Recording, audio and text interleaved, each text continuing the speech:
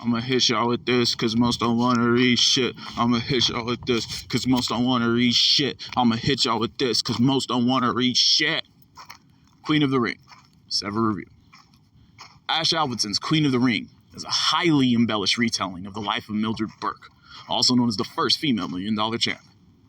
Alvidson focuses too much on priding single motherhood, as well as gender and racial politics, when the focus for this picture would have been more enjoyable if it would have been all about women's wrestling, like 2019's Fighting With My Family.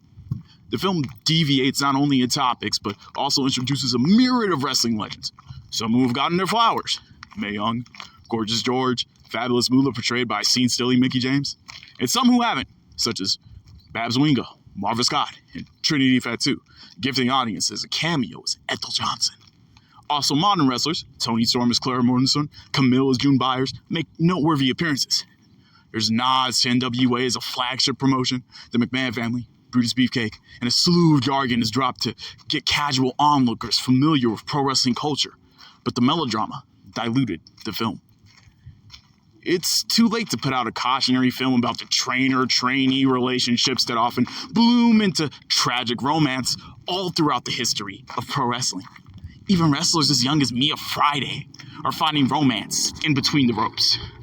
And as an FBA viewer, I could only see Babs Wingo's side stories pure pandering. She dropped her opportunity for a title and passed up on higher earnings with another promotion just to stay loyal to an Anglo woman who had already had her time in the sun.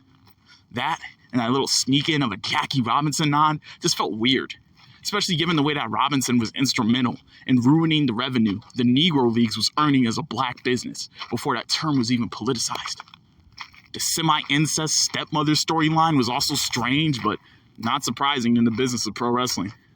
The constant single mother line being thrown in the audience's faces did not work to make Mildred look sympathetic, but it made her look silly and deserved of the bumps that she sustains throughout the film for being stupid enough to mix business with pleasure and think that every man is just going to be happy to play stepdaddy.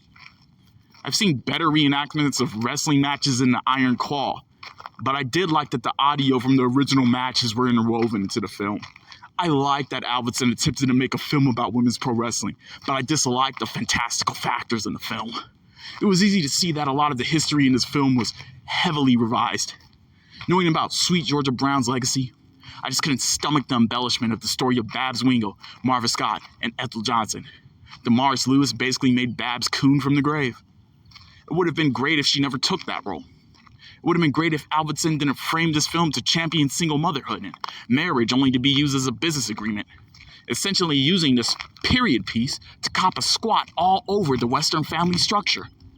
Iron Claw and Fighting With My Family in contrast were just more wholesome, while Queen of the Ring is a one-sided handicap match for every self-respecting man that ever celebrated the beauty and art of women's pro wrestling.